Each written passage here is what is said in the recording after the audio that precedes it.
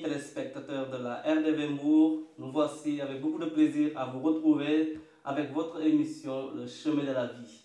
Alors aujourd'hui, nous vous présentons un sujet qui a fait couler beaucoup d'encre et beaucoup de salive et beaucoup de controverses, beaucoup de polémiques. Il s'agit de l'homosexualité. Aujourd'hui, nous allons le voir et à la lumière de la Bible.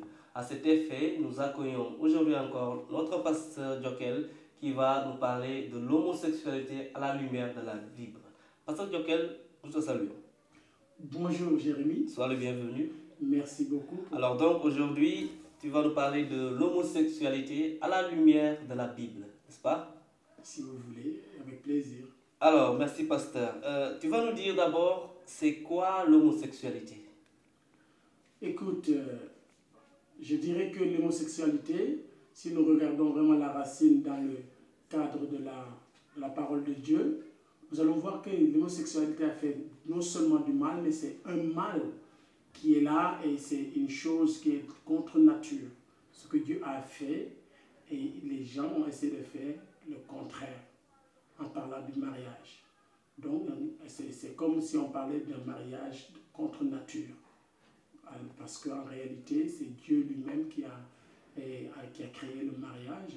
Quand il a créé l'homme, il n'a pas voulu le laisser seul. Il est même écrit dans la parole de Dieu.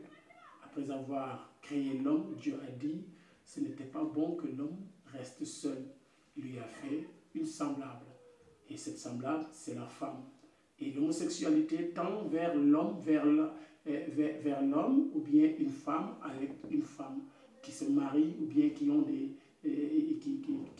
rapports sexuels entre eux ou entre elles, ce qui est en contre-nature. Donc l'homosexualité est condamnée dans la parole de Dieu. Ok, pasteur, dis-nous aussi un peu, c'est quoi l'origine, pourquoi l'homosexualité? Qu'est-ce qui est à l'origine de l'homosexualité? L'homosexualité, son origine, c'est le péché. Le péché, en réalité, si nous regardons dans la parole de Dieu, nous voyons que c'est la désobéissance de tout ce que Dieu lui-même a demandé à l'homme. Et cela a son origine dans le jardin d'Éden, où Adam et Ève eux-mêmes ont fait le premier péché, qui ont désobéi Dieu. Donc, en faisant cette désobéissance, d'où est issu le péché, l'homosexualité qui pratique l'homosexualité, qui pratique des effets, des choses vraiment de cette nature-là, est en train de pécher. Ok, pasteur Jokel, comment peut-on reconnaître un homosexuel? Un homosexuel, je dirais, le reconnaître, je crois que dans la parole de Dieu, comme ce que je venais de dire tout à l'heure, c'est quelqu'un qui est contrairement vraiment à la ligne de la parole de Dieu. Donc, qui dans le cadre du mariage, qui essaie maintenant de se marier avec un homme qui essaie de se marier avec un homme, ou qui a des rapports sexuels avec un homme. Une femme qui a des rapports sexuels avec une femme, cela est condamné par la parole de Dieu. Et je crois que si nous regardons, même Dieu a même frappé de malédiction des pays, des villes comme Sodome et Gomorrhe à cause de l'homosexualité. Avez-vous une fois vu un homosexuel? Oui, j'ai déjà vu quelqu'un qui est vraiment homosexuel et que j'ai pu amener au Seigneur. Je lui ai prêché l'évangile pour qu'il puisse se séparer de cette vraiment homosexualité. Parce que l'homosexualité, si tu regardes en réalité, c'est aussi un esprit qui est derrière. Un esprit maléfique, un esprit démoniaque qui pousse les gens et qui détourne vraiment leur façon de penser à penser contrairement à ce que Dieu nous a donné, son esprit, il nous a donné vraiment la sagesse de pouvoir faire les choses selon sa volonté. Mais un homosexuel est poussé par un esprit mal, un esprit maléfique, un esprit démoniaque. Et celui-là, lorsqu'il est venu me voir, j'ai pu prier et j'ai brisé ce lien. Et parce que cet homme a eu un lien avec cet esprit. Il le poussait et il n'était attiré sexuellement que par les hommes. Et ça, par la prière, on l'a pu couper et briser cela au nom de Jésus. D'accord. Alors, comment se comporter devant un homosexuel? C'est une très bonne question parce qu'on a tendance à condamner directement l'homosexuel. Mais je dirais que l'homme homosexuel est le fait d'être homosexuel, ou bien je dirais l'homosexualité en elle-même, l'acte homosexuel est différent. L'homme a besoin d'être libéré pour laisser cette pratique. C'est une pratique et l'homme, Dieu aime l'homme. On dirait même Dieu aime le pécheur, mais il n'aime pas le péché. C'est de cette même manière aussi que nous devons aimer l'homme homosexuel, mais ne pas aimer l'homosexualité telle qu'elle est. Donc, moi je dis que nous devons se comporter quelqu'un qui les aime, quelqu'un vraiment qui essaye de les dissuader à savoir en réalité ils sont en danger et de prier surtout pour ces gens. D'accord. Alors, quelle peut être la responsabilité de la société face à cette pratique? Je crois que la responsabilité de la société en face vraiment de cette pratique, c'est le fait de retourner à Dieu. De faire de retourner à Dieu pour ramener les valeurs chrétiennes, les valeurs, vraiment notre éthique. Même dans la tradition, nous avons vu que nous avons beaucoup perdu. Dans notre culture, il y a des valeurs, de ces valeurs que nous avons laissées. Et si nous retournons à ces valeurs, je crois à essayer d'inculquer cela dès l'enfance, parce que je crois que l'éducation a joué un rôle néfaste vraiment pour aujourd'hui qu'on voit des hommes et des femmes qui essaient maintenant de crier pour pénaliser l'homosexualité. Donc je crois que la société, les acteurs principaux qui doivent travailler, ce sont les parents, ce sont l'école, ce sont les gens qui enseignent, ce sont aussi les pasteurs, les imams, ce sont aussi, je dirais, les autorités et aussi les prêtres, les curés. Ils ne doivent pas en parler pour savoir vraiment le danger qui s'y trouve. Et aussi, je crois qu'il faut tout simplement, dès la base, travailler cela en enseignant à ces enfants-là, en les inculquant la parole de Dieu, en les inculquant la crainte de Dieu dès le bas âge. D'accord. Alors, pasteur, qu'est-ce que dit la Bible sur l'homosexualité? La Bible condamne l'homosexualité.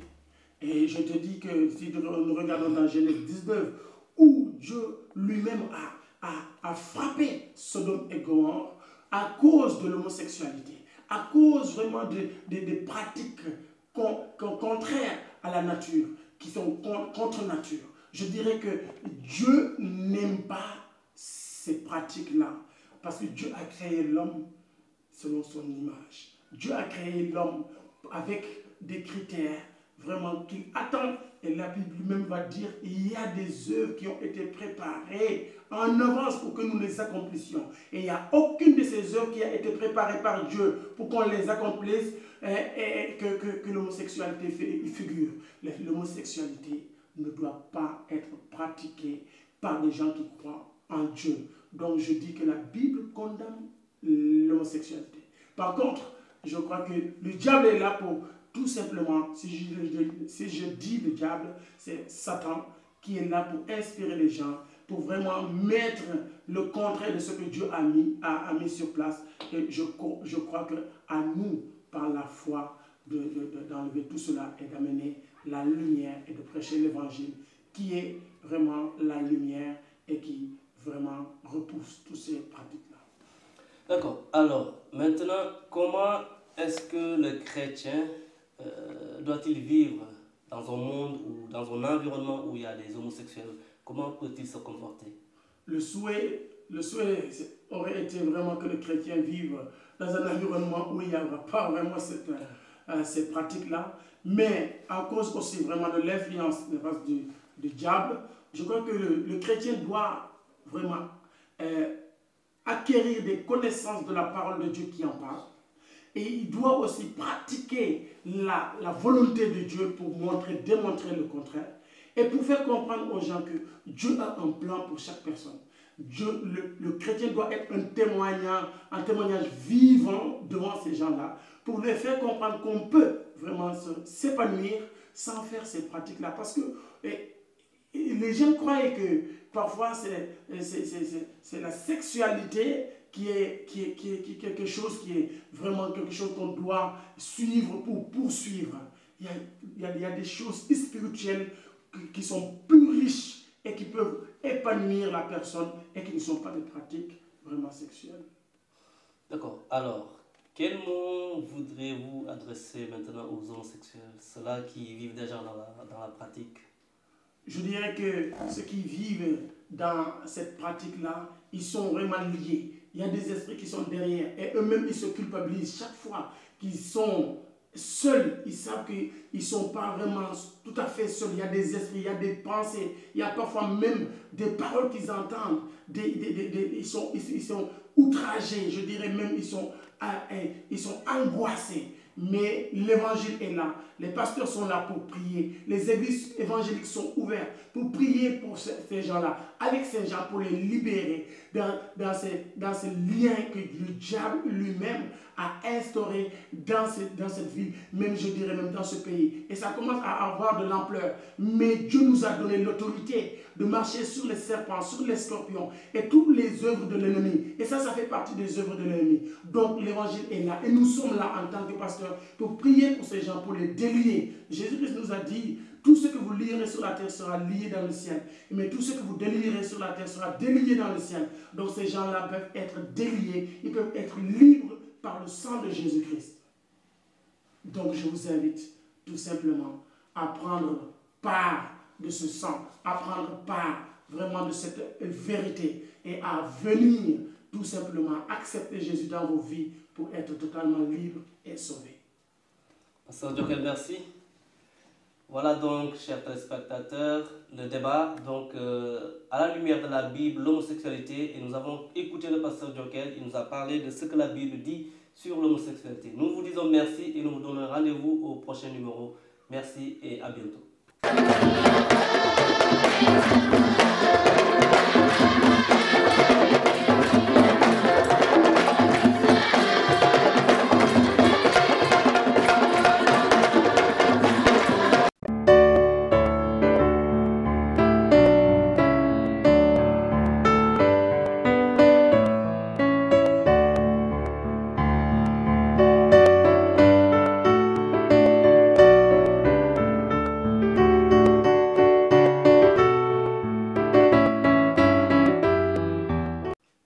téléspectateur u RDV Mbour ñu ngi leen di nuyu bu baax di leen sant am mbég ñëwaat ak yéen fii ci seen waxtaan bi ngeen di faral di amal samedi bu nekk muy seen waxtaan yoonu dund gi tey ñu ngi ci ñëwaat ak waxtaan boo xam ni nag jamono yi ñu nekk nii doon na loo xam ni ñu ngi ciy wax lu bëri muy li jëm ci mbirum góor jigéen loolu dinañ ci waxtaan tey àndaat ak sunu mbokk pasteur Djokel moom mu indil ñu nag lan mooy gis-gisu lii di Bible bi ci mbirum góor jigéen ci loolu la ñuy waxtaan tey danañ ko ci déglu mu wax ñu nan la Bible bi gisee lii di mbirum góor jigéen pasteur Djokel ñu ngi lay dalal te di la nuyu. maa ngi leen di fay ci tur borom bi Yeesu. comme ni ñu ko waxee tey dinañu waxtaan ci li jëm ci mbirum góor jigéen bëgg nañu xam bu njëkk lan mooy mbirum góor jigéen bu ñu waxee góor jigéen luy loolu.